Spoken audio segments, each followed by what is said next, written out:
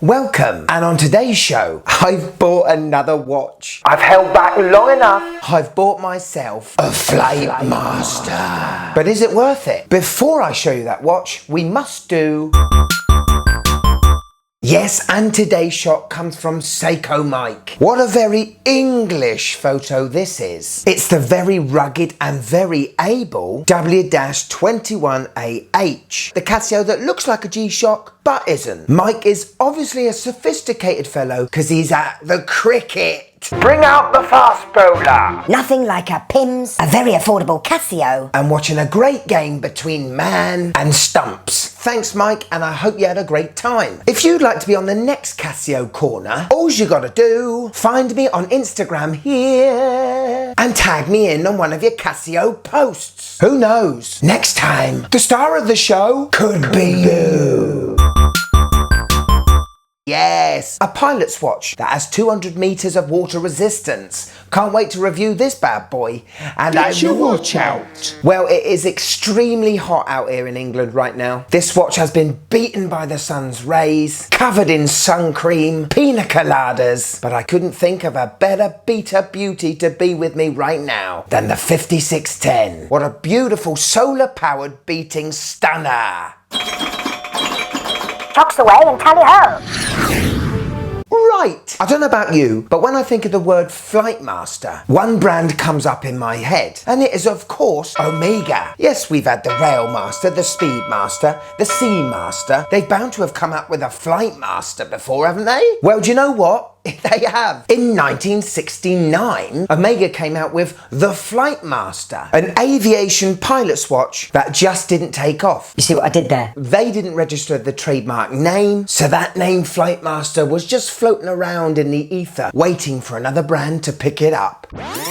Well, 25 to 30 years later, due to the fact that people that owned Seiko Pilot's Chronograph watches fondly nicknamed them Flightmasters, Seiko did a clever thing. They registered the name. Flightmaster was now a Seiko. In the late 90s, they came out with the SNA411, the watch you and I know today as the Flightmaster. They also come out with a really gaudy, goldy one as well. Didn't even bother looking the reference of that one up. Now, this watch has become very popular among the watch community. I've got to admit, I was never too keen on the Flightmaster. I'm not one for busy dials, and let's face it, you can't get a lot busier than this one, can you? The 42mm case did put me off a bit as well. Would I enjoy a busy dial? Would I recommend it to you guys? And would it stay in my collection?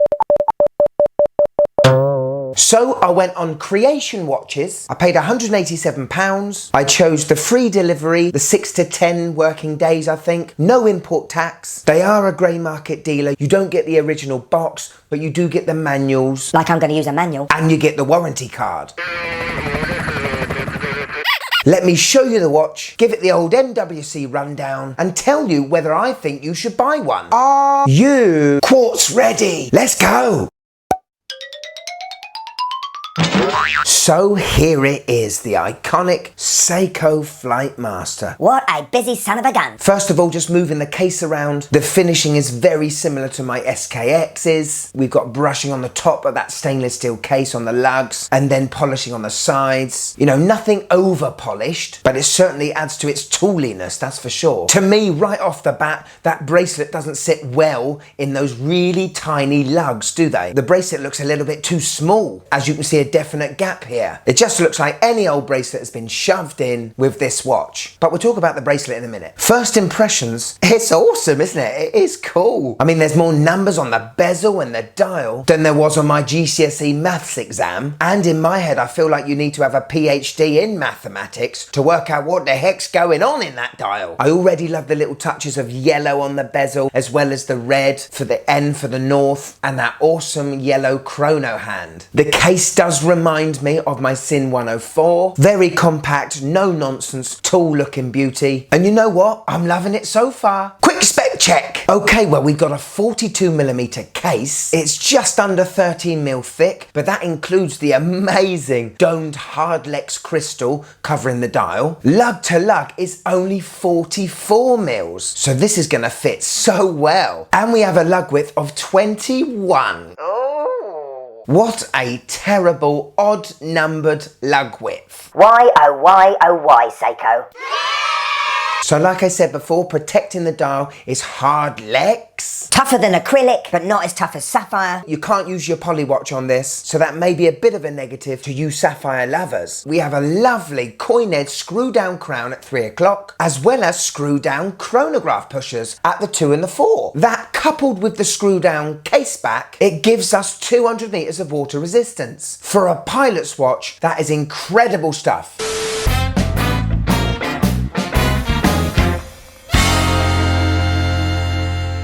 Yeah, so I said to him, copyright schmoppyright. Welcome to the design house, where we get to take a look at part of the watch that sometimes gets neglected, the case back. Seiko really do know how to do a good case back. Look at the Karagawa wave, for instance. What a beautiful design. So I expect nothing less from the Flightmaster. And just look at... What? It's completely plain. Where's the originality? Where's the imagination? Just the logo in the middle and information down below, giving the sense of a smiley face. Very uninspiring, but if a plain caseback's good enough for Rolex, it's good enough for me. So long, I'm now off to walk Brutus for his morning run.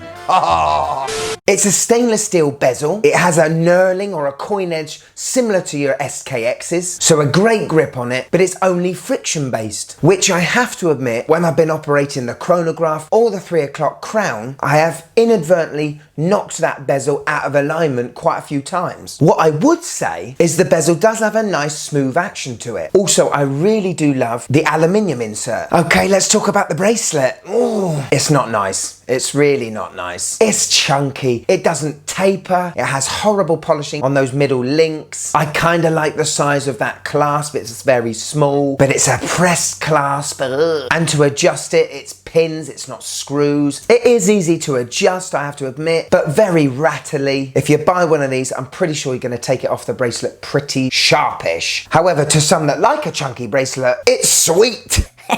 Super! Okay, it's dial time. Are you ready? Deep breath! Yes, just look at this thing. The chapter ring is so big and chunky. It has those miles per hour indicators on. Very legible, I have to say. It's a very black colour, isn't it? With the white text and markers. And the actual flat dial part of the watch is actually quite small. Yes, there is a lot going on there, but it's very well thought out and very refined in my view. I mean, first of all, let's take those circular framed indices. They didn't need to be applied. They didn't need to be silver framed either. The Seiko logo is applied. Looks really good. We have the 3 sub-dials on this watch. We have the 60-minute register at the 12 o'clock with that awesome little yellow hand, which relates to the chrono hand. Nice touch. We have the real-time seconds sub-dial at 9 o'clock, and at the 6 o'clock, that sub-dial is framed in silver. That's another awesome touch, isn't it? This is the sub-dial that can give you a dual time or a GMT. It also operates the alarm. Yes, this watch has an alarm. We have a very clear date window at 3 o'clock. For once, I think the choice of using the white date wheel is the good way to go. I think if it was black, it would just get lost, definitely in this dial. It's not framed, but it really doesn't need to be. And it's actually another great function of this watch, isn't it? The handset, well, I've talked about the chrono hand. Awesome yellow touch. It just gives this watch a little sporty type racing vibe to it, doesn't it? The hour and minute hands, well, they need to be kind of plain, don't they? They're that sword style. Still polished silver with a lovely bit of Lume bright in them. Overall, this is 100% the most busiest watch I have ever had on this channel, and I actually don't mind it at all. Okay, so Lume on the hands and Lume on the indices. Let's see how this puppy glows.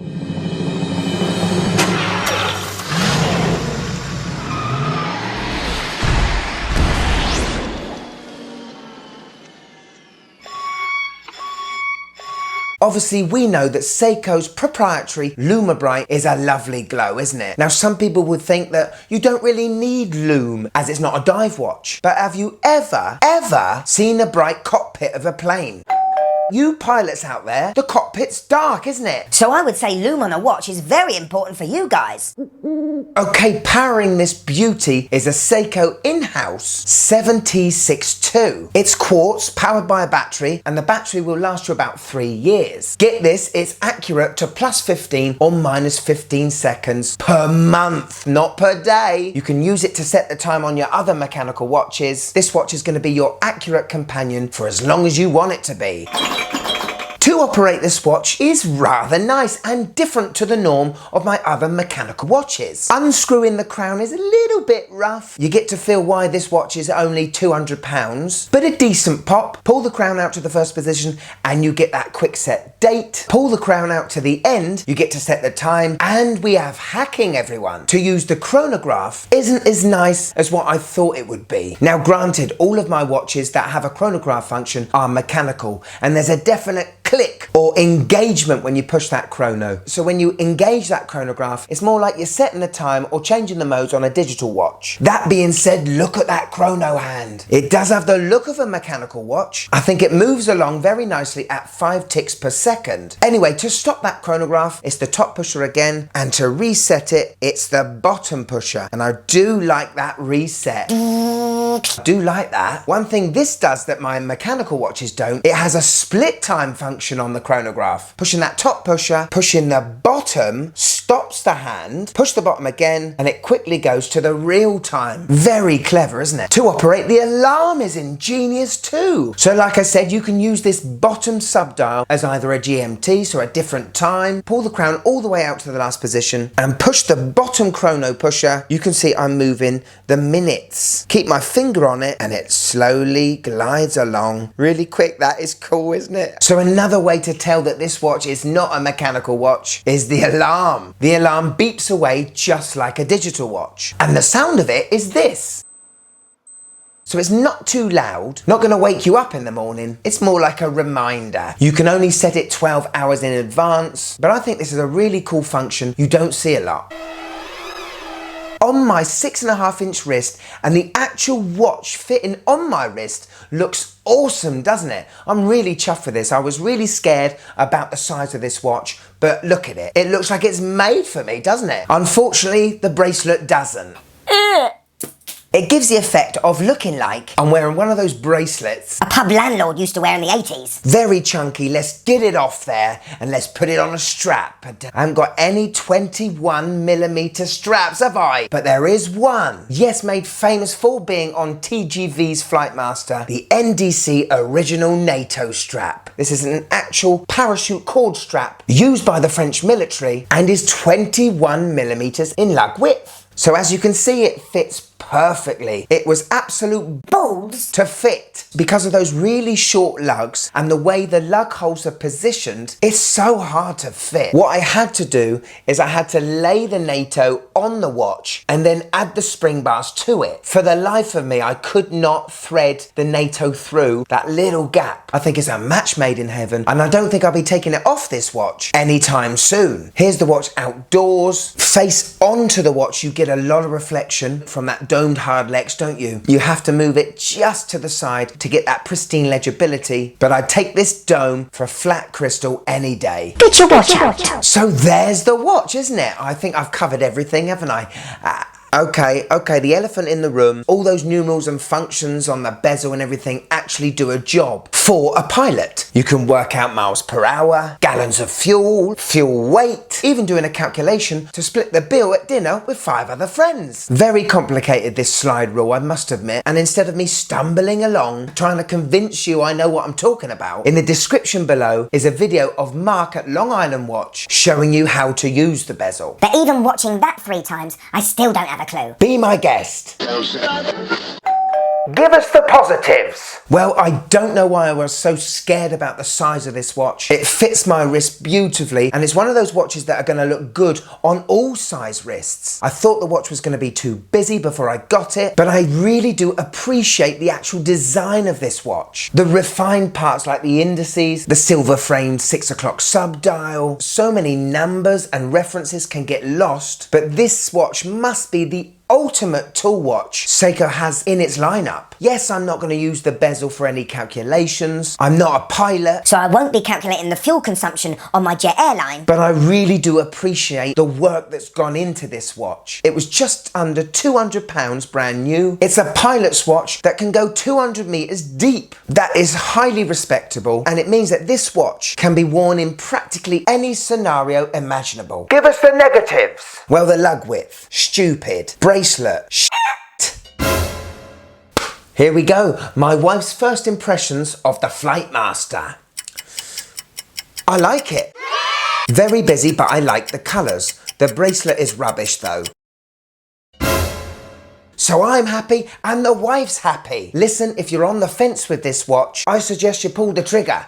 Get it on Creation Watches. Don't get it on Amazon. Amazon are charging about £330 at the minute. I wonder how much they are on the used market. Maybe second-hand Stan will know. Stan? Trust me, darling. You'll thank me in the morning. Stan? MWC. How can I help you? I'm after the price of a Flightmaster on the used market. Well, I've seen Flightmasters on eBay for about £160 to £180. The margins between that and a new one ain't that great. Cheers, Stan. You take care now. Very interesting, isn't it? Personally, I go new. I'd love to know your thoughts on the Seiko Flightmaster. Do you have one? Do you love it? Do you hate it? Until next time, I'm the Mad Watch Collector, and I'll see you in a tick, tick, tick, a tick.